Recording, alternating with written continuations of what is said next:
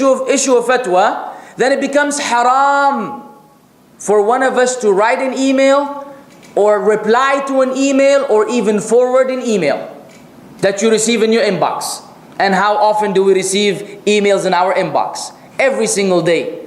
Some stuff that I will show you in a little bit. And you can judge on your own, why I have high blood pressure because of these emails and the suffering I'm going through. Wallahu musta'an. The first that I would like to share with you is an email which I received. The title was A Beautiful Story About Qur'an. The story is about a man in America. And the story sounds pretty American, but the media of America, not Muslims in America. He's from Eastern Kentucky. And this is an old man who has a grandson. Every morning he would read the Qur'an. Okay? Now his grandson wanted to imitate his grandfather.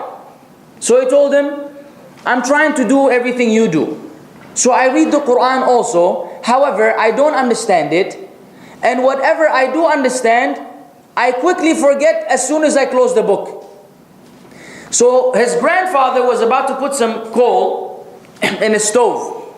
He turned around, he said, take this, I'll show you what it is, this basket, this coal basket, and go fill it up with water and bring the water back to me. And there's a river close by. So the boy goes, he dips it in the water, he comes out, you can see there's holes in it. So as he's running back home, the water is leaking through the holes. He made it there with nothing. So his grandfather laughed at him, said, you must be a little faster. Why don't you go back and try to run faster so you will be able to bring some water back with you. So the boy said, he thought to himself, this is pointless, but I will still do it. He went a second time, same thing happened.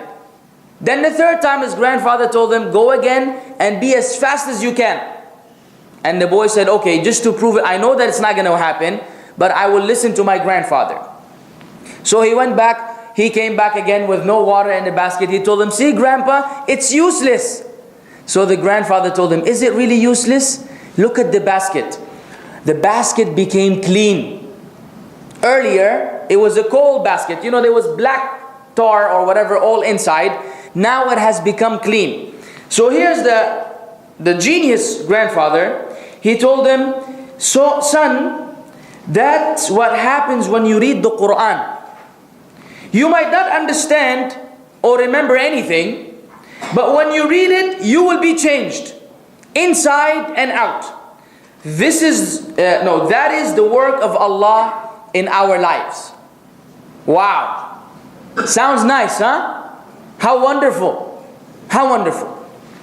This is what the Qur'an is supposed to do. You just read it, don't understand it, don't remember it.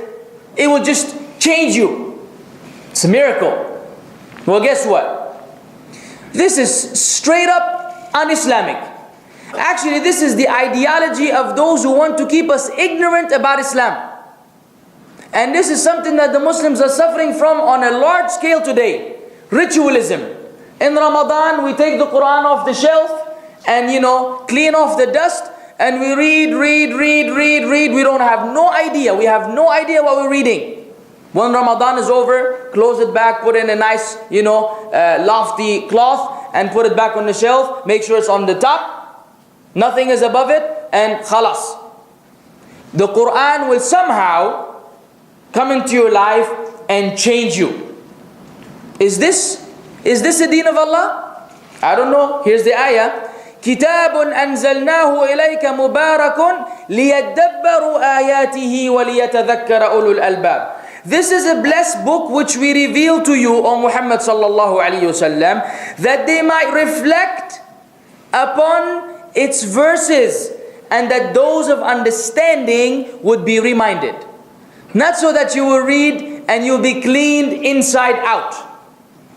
You cannot be cleaned inside out. If you wanted to become a doctor, okay, and you went to school and you memorized the book of medicine, but you have no idea what the words mean. Let's say it's in Italian, okay? And if I bring you here to the lecture, you sit next to me and you can read a whole page in Italian. Then I ask you, okay, what did you say? Oh, I don't know. So are you ready for the surgery? Sure. Why? I've memorized the book of medicine. My friend, you don't know what it says. You don't know the application. You don't know the way to implement. You have memorized. This email, it doesn't even allow memorization. It says you don't even have to memorize it. Yani memorizing is half a problem. Say, no, no, no. You just read, just like the basket. And the Qur'an will clean you inside out. This is the work of Allah in our lives. I don't know, man. Second problem. Recitation without comprehension and implementation has been refuted by Allah Azza wa Jal. When Allah wanted to criticize the people of the book who had the same issue, Allah said about them, وَمِنْهُمْ أُمِّيُّونَ لَا يَعْلَمُونَ الْكِتَابَ إِلَّا أَمَانِي وَإِنْ هُمْ إِلَّا يَظُنُّونَ. And among them are unlettered ones who do not know the scripture except wishful thinking, but they are only assuming. Ibn Abbas radiyallahu anhu an Abih said this means wishful thinking is tilawa. They only know recitation. In our modern day, tajweed. He's a big mujawwid. He has learned the rules of ahkam of tajweed, khalas. But Allah criticized them for this quality. He said they are unlettered, meaning they are ignorant, they are uneducated. They know nothing of the book but recitation. So the grandfather was telling his grandson, no problem, you don't have to understand, you don't have to read, you don't have to memorize, just read the Qur'an, it will clean you inside out. Now you may not pay attention, you may receive the email and say, wow, that was a wonderful email. But these are subliminal messages, my brothers and sisters in Islam. These are subliminal messages aimed at destroying our mentality and our relationship with the deen of Islam.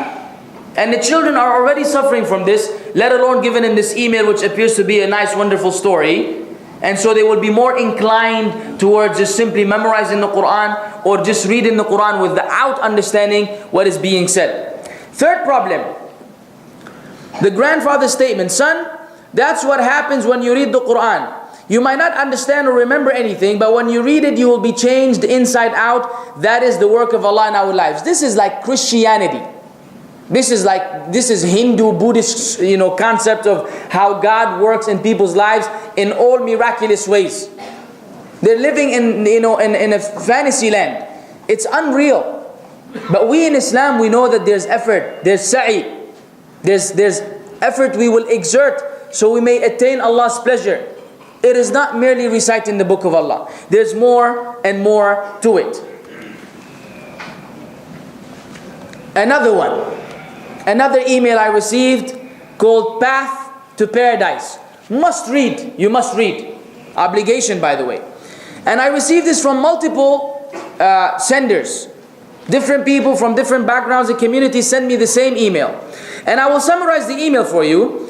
The email is about a khatib and his son. Every Friday after khutbah al-Jumu'ah, the father and the son will go out in the street and distribute pamphlets about Islam. Specifically one called Path to Paradise. And they did this all the time. And it was one Friday after khutbah al-Jumu'ah, it was very rainy. So the son put on his clothes and he put on his driest clothes and he was looking all ready. And he said, Father, let's go. He said, go where? He said, do what we do every Friday. He told him, look, it's cold outside. It's pouring rain. He said, Father, please, he begged him to allow him to go on his own. He said, you can go on your own, but be careful. So the boy goes out on his own. What a wonderful little boy, 11 years old. He's going around, distributing